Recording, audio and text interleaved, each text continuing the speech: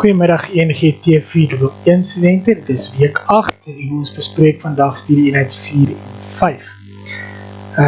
Net administrasiesake, daar is weer die kontakbesonderhede, gaan kyk gerus daarna, as jy my dringend wil sien, e-pos vir my, as jy iets het wat kan wag, dan kan jy vir mevrou Bischoff e-pos. Goed, die assesserings rooster, het nog nie veel verander nie, julle volgende e-klas toets is eers, wat moet eers inwees teen 9 April. Dit gaan 'n bietjie minder as 35 punte wees, en dan wil ek ook dit so stel, jy kan 'n studie eenheid 3 ignoreer, want jy doen dit basies in jou semesteropdrag, en jy kan dit 4 en 5 maak. Gebruik maar die skyfies as jou riglyn en te weet wat om vir daardie e-klas toets te leer. Okay. Then, what are we going to do today? Discuss the outline of Dead Poets Society, and then we're also going to start to discuss terms specifically associated with film analysis. Dis eintlik meer die onderste punt as die boonste een. Ons gaan daarna kyk, en ek probeer die twee studie-eenhede so integreer, dat dit wat julle leer van toepassing is op die teks, in hierdie geval Dead Poets Society, wat julle gebruik.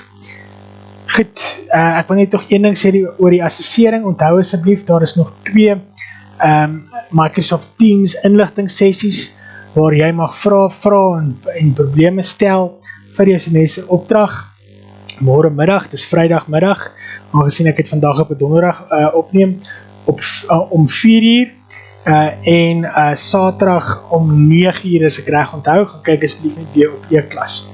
Ek het gister ook ene gehad, het was nie baie suksesvol, intendeel niemand het dit bygewoon in aanhalingstekens nie, maar ek het dit ook verwag, omdat ek weet, julle voldag voor die skool staan, en allerlei ander goeders doen, en mense is maar moeg, en jy is nie dan, of jy het nie noodwendig dan tyd om so iets te doen, dus jy is ook maar 3 moontlikhede gereël het. Okay, let's start with the lesson. There's a couple of terms specifically associated with the cinema or film, that I'd like to introduce you to. These terms cannot necessarily be used in written literature. It's something that is unique to film, and you need to know them because you will be doing some kind of analysis in the exam on Dead Poets Society, where you will be able to, you must be able to relate to them and use them to explain yourself. The first one there is the term Misson Scene. Nou, julle sal hoor, dit is nie lekker Engels daar nie, dit kom oorspronklik uit Frans. It means in French to put on stage. How the director of the film, or originally the drama, put the actors and the props and everything on stage to represent something. Hou in gedagte dat as jy 'n boek lees, word hierdie goeie vir jou verduidelik. Hulle sê die bome is bruin en groen, but with a film you see these things. That's why a film can often be condensed to a much shorter text, because a lot of these things can be represented visually. If we consider film analysis itself, it means everything that is put in front of the camera for filming. Dit maak nou natuurlik sin, want die gehoor gaan nie sien wat die kamera nie sien. So as dit nie voor die kamera is nie, kan dit nie as deel van Misson Scene gereken word. The setting is included there, the subject or the actors, the characters, the composition, the lighting, and the subject. We're going to look at these things a little bit later on in this lecture, but all of these things put together in front of the camera is the Misson Scene. Okay. It also allows the director, die regisseur, to convey a certain mood. Okay. Think, for example, let's say the opening scene of Dead Poets Society, where all the boys sit in the hall, and they're all perfectly in line, and everything is perfect. But there's also this darkened down atmosphere within the hall. Dit lyk nie so sonskyn buite nie, dit lyk donker buite. So there's a certain mood that's conveyed there. We can say that this place is a place of order, but the darker light also shows that there could potentially be trouble on the horizon. Ek gebruik nou maar dit metaforiese interpretasie daarvan. But this is all was planned to convey a certain mood. If we look, for example, at these examples from Dead Poet Society, you'll see here there's a particular angle at which this shot was taken. The boys are conveying a certain thing by standing on top of their desks as opposed to them being smartly dressed. So it's two opposing ideas. The scene in front here is typically representative of a typical classroom as we see it in the Western world, but in many other cultures as well. So all of this in front here has to do with the Misson Scene. You'll see the lighting on the boys' faces. You'll see certain boys sitting down, looking down at their books. You'll see all the boys are looking in a particular direction.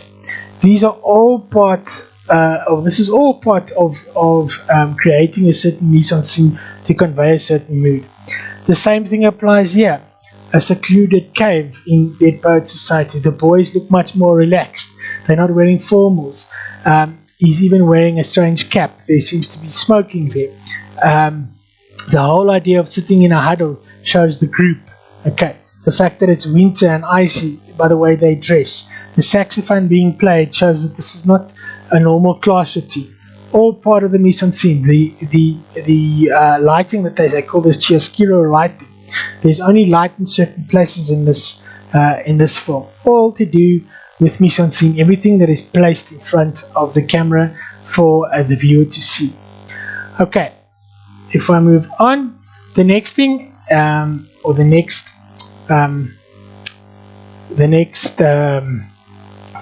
die volgende term, or the next term, is the words, or the term scene. Everything, films are made up of different scenes.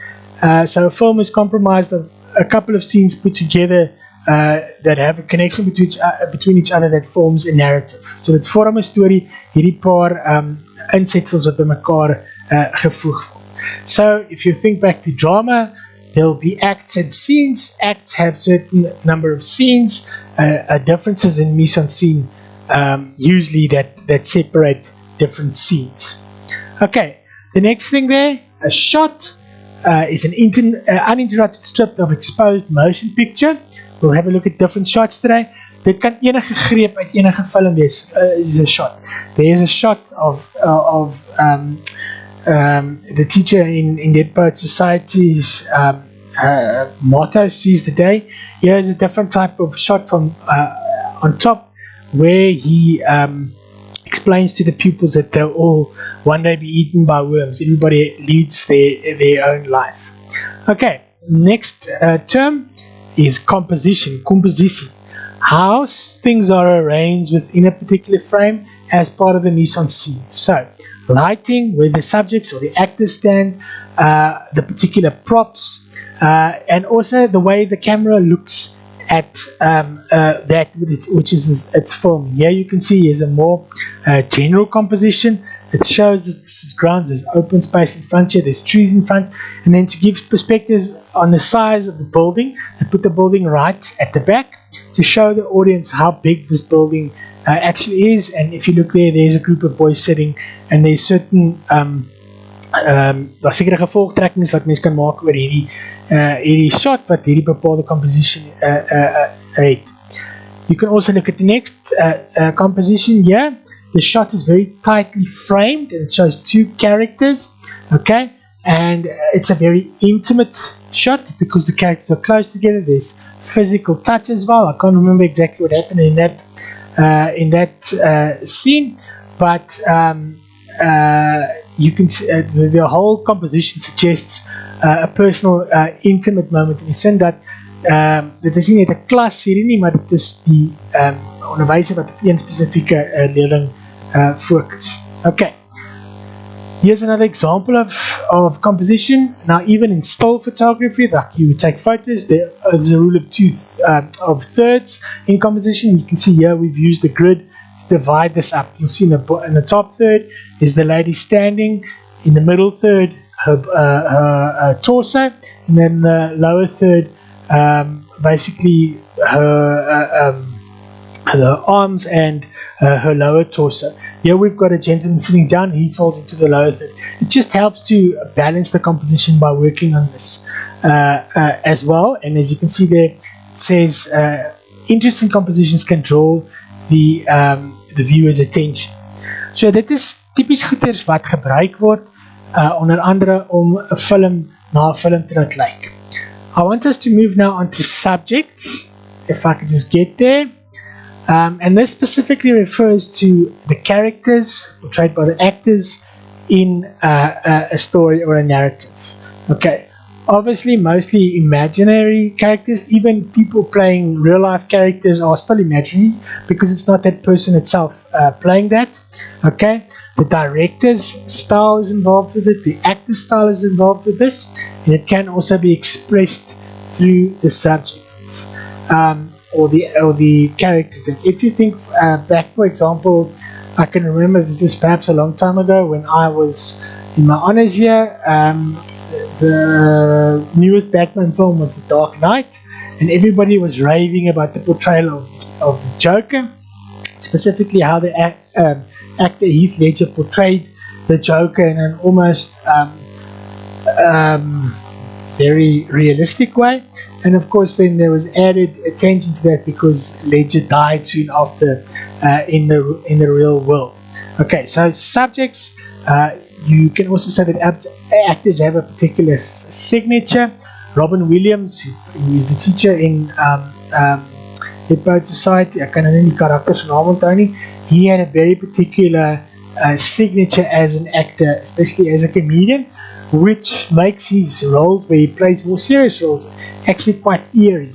Dit maak het nogal amper afskokkend vir jou hoe goed hierdie ou wat gewoonlik 'n grappies is, hierdie ernstige rolle kan speel. Okay, while we are on the subjects and the actors and the characters played by the actors, I'd like us to discuss the characters in Dead Poets Society, and of course we'll start off with Mr. Keating, played by Robin Williams. He is basically the main character around what everything else functions. He's eccentric, he's an English teacher. For some other reason, a lot of English teachers are eccentric. I don't know if you will include me in that box. He joins Walton Academy at the start of the film. Remember, Walton Academy is this prestige school steeped in tradition and honor and strict discipline. And Mr. Keating, although he's an old boy, a former pupil of the school, he's eccentric to the point that he has already lost many jobs. Okay, so he is familiar with Walton as a school, but he kind of doesn't fit in into this whole ethos behind the school. Then the next character we can discuss is Neil Perry, played by Robert Sean Leonard. Now, if you watched House, you know this is House's friend. I can't remember the character's name now, but in any case, he's a very talented boy, although he's very fearful, especially of his father. He wants to become an actor, but his father wants him to study medicine at Harvard. The thing that you must remember about Neil Perry is that he's not like the other boys in the sense that he's rich and he attends Walton because of his connections. Neil Perry comes from a poor family. His parents have had to make a lot of sacrifices for him to attend Walton, and in return for that they expect him to do his very best and to follow their advice as well in terms of what he studies after he finishes with school. Then one of Perry's friends is Todd Anderson, Ethan Hawke, a very young Ethan Hawke. He's the introverted character. He's a new student. His older brother went there, but you can see in the opening scenes where they have to stand up and mention the different values of Walton. He's not one to readily fit in, but luckily he ends up amongst this group of friends that kind of welcome him in their circle of friends right from the start. And eventually towards the end of the film, he kind of creeps out of his shell and he becomes one of the characters that makes a stand for Mr. Keating. We also have Richard Cameron, Dylan Cussman. He's a bit of a lesser character. He is a bit of a what should I call it? He idolizes Walton's traditions and Mr. Nolan, the headmaster. He's a bit of a goody two-shoes, where the other characters question a lot of what happens at Walton, where Richard Cameron, you also see he has an almost blind pride at the start of the film, where they have to stand up and say certain things about the values associated with Walton. So you can almost, to a certain extent, although the story doesn't quite play out like that, you can almost call him an antagonist. Where the other characters are more protagonistic, he is antagonistic. Or the other boy characters are more protagonistic, Richard Cameron is more antagonistic. Okay, then you've got a bit of a dark horse. Charlie Dalton comes from a good family. Father's a rich banker. He's a happy-go-lucky rebel who doesn't care about his position at Walton. Typically one of those boys, although he's liked by his friends, he doesn't really show much appreciation for what he has, and gets into trouble in all kinds of ways, and doesn't really care about the fact that he gets into trouble.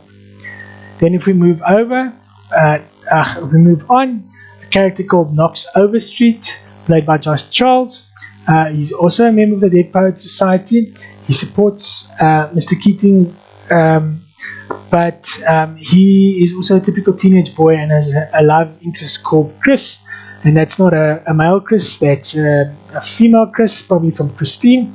En soos hulle in Afrikaans wil sê, sy kop is letterlik vol muisnes die meeste van die tyd.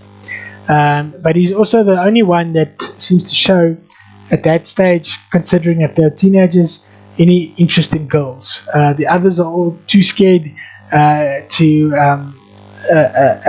mingle with girls, and they always want to report back from what Knox, or how Knox has managed in his attempted relationship with Chris.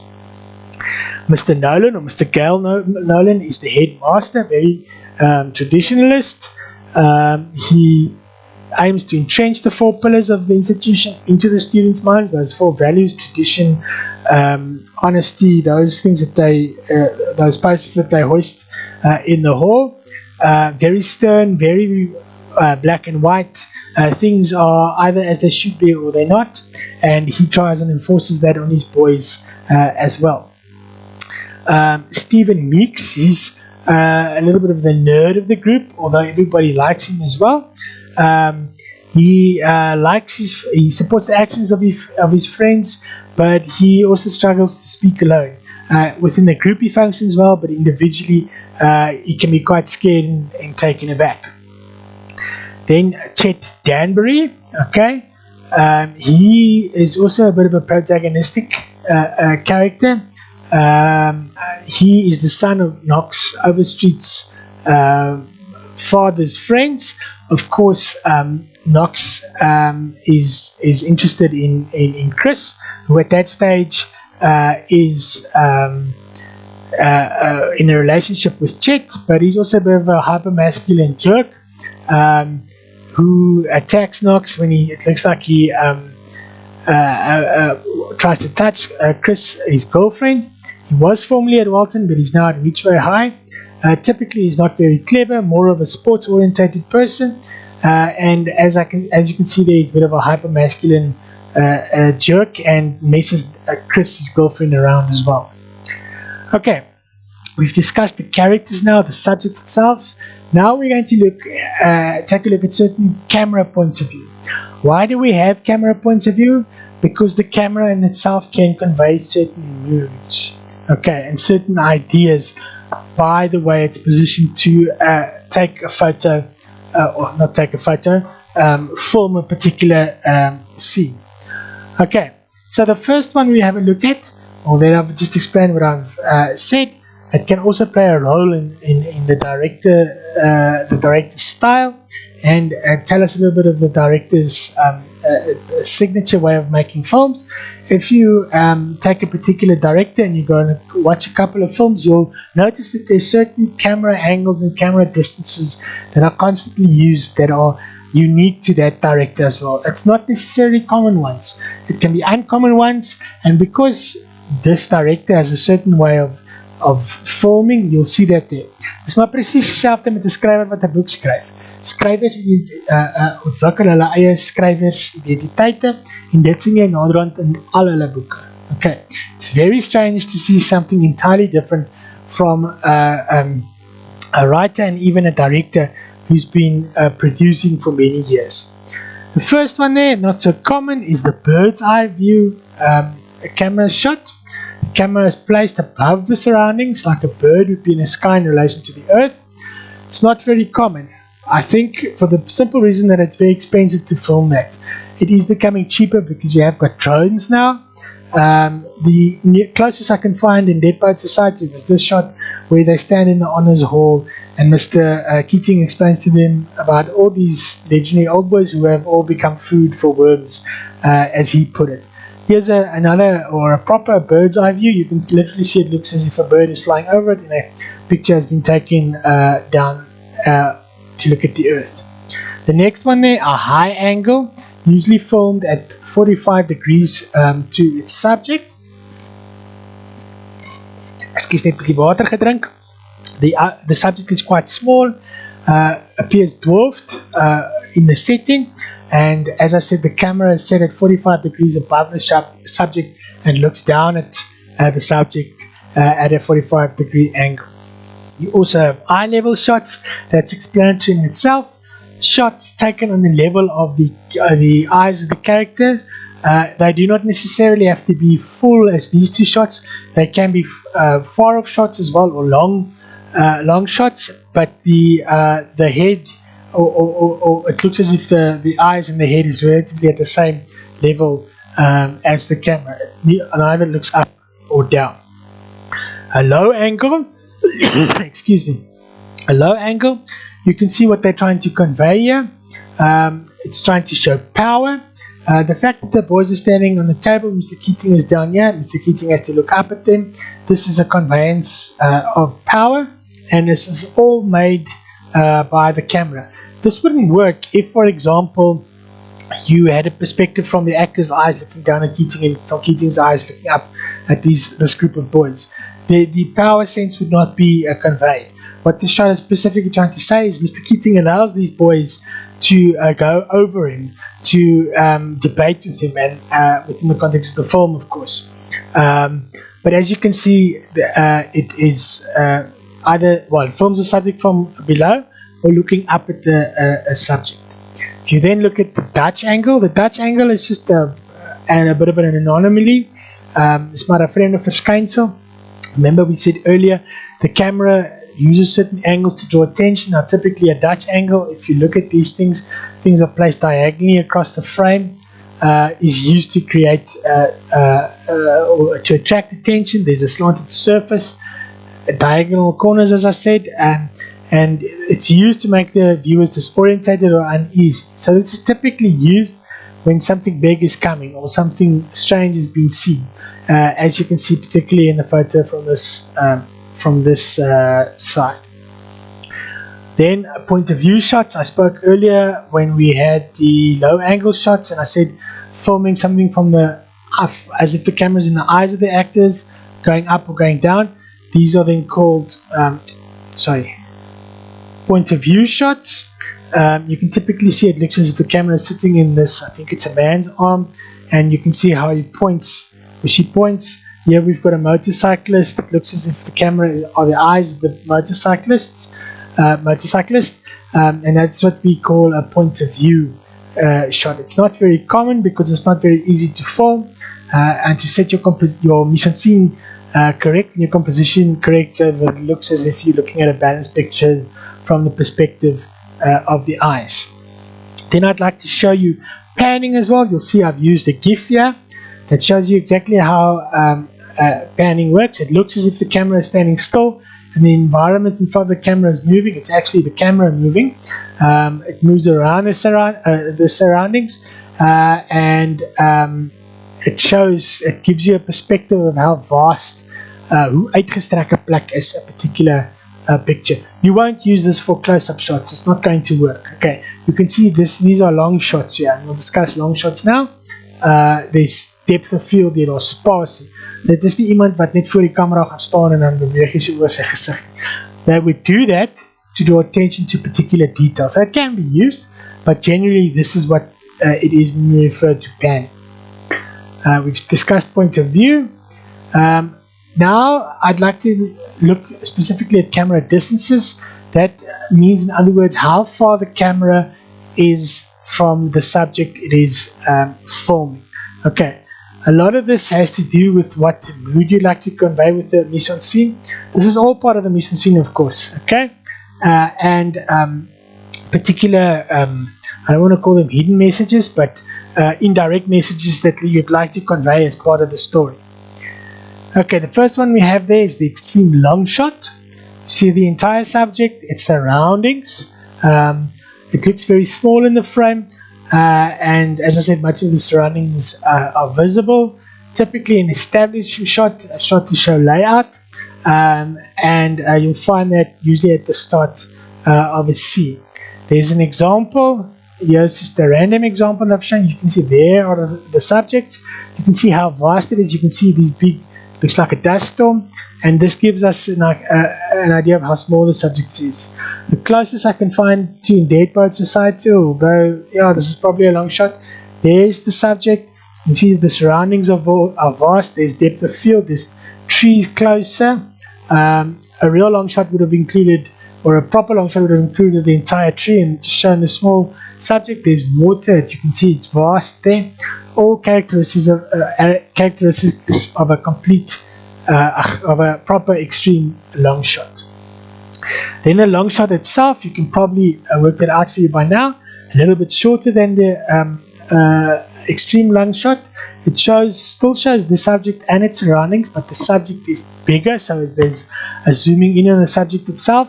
While you still see the subject's entire body, there's less space above and below the head and the feet, as you can see from this shot as well. You can see this long shot, the boys, they're still in the foreground, still forming part of the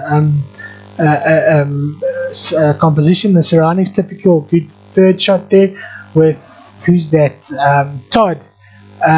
His head is in line with the top third.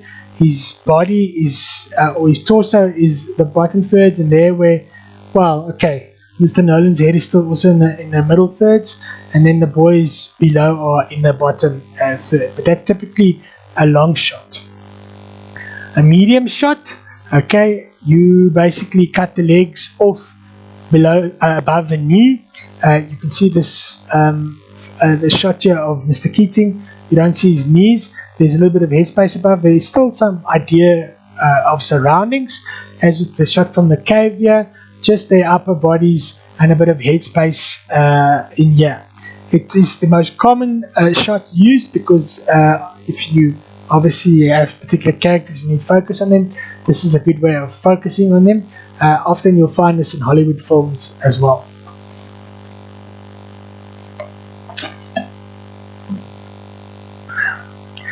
Then, if we move up to the medium close-up, this is almost a type of portrait shot. Basically, just the torso and the head. The hand in this case, in both these cases, are there, but it's not that common. Typically, you can meneer wat mens daarna kan verwys is basies 'n ID-foto met net 'n klein bietjie by hier aan die onderkant en aan die bokant, but you only see their chest, shoulders and the head if it's a human subject. This is typically also a medium close-up here, despite the characters that are there at the back. Close-up, you would by now realize this is only basically the head, very little surroundings. It's very close, much more details. Remember, if I showed you, I just want to find it again. Where is it now? This shot. This is a typical example of a close-up because it conveys intimacy between, I think that is Todd, I might be wrong, or Richard or whoever, and Mr. Keating. There's a particular interaction between those characters. That is a typical close-up. If I just get back to my slide. Sorry. There's the close-up again. intimate scrutiny, as you can say, I can see here are examples. Here is, I can remember his real name and I can't remember Sean Leonard. What is his name? Neil Perry in Dead Poets Society. A part of his head is almost cut off. That is how close it is. It's not an extreme close shot. I'll show you that now. But mostly his head should be in. So this could be anything from close-up to extreme close-up. Speaking of extreme close-up, there you see it. Only part of the subject that is in the shot. It fills the entire frame. Usually done to show particular elements or create a particular effect. You can see here, I've said it only shows the brow and the eyes, the wenkbrauwe and the oor. There's a typically extreme close-up shot. Here's another example where the emphasis is on the shoes and not necessarily the wearers. I struggle to find an extreme close-up shot in Dead Poets Society. They don't really feature in the film. Then the cutaway shot, you'll see it happening here. There we cut away. So between two characters, typically to show that this is a conversation, and each one is at the end of the telephone line, just done for effect. Okay, there's a summary of the different type of shots. Your extreme long shot, your long shot. They've got a full shot here as well. A full shot basically just means that the feet is right at the bottom of the shot. Okay, there's the medium. Okay, the medium shot, close-up, the medium close-up, and then the close-up, and then the extreme close-up as well. Okay, ladies and gentlemen, thank you very much for joining me for this session. Please remember, onthou asseblief, for your E-class test, is it on the 9th of April, go and study units 4 and 5, leave out 3 because 3 is being dealt with in your semester assignment. So 4 and 5, let your slides, especially the slides from today, guide you about what will be asked in that E-class test. And then please remember, if you've got any questions or problems with regards to the semester assignment, there's a session tomorrow afternoon at 4 o'clock via Teams, and on Saturday morning at 9 o'clock via Teams. Please join in if you can. I will also be recording these sessions, so they will be placed on E-class as well. Geniet julle naweek en alle sterkte. Goed, tot ziens.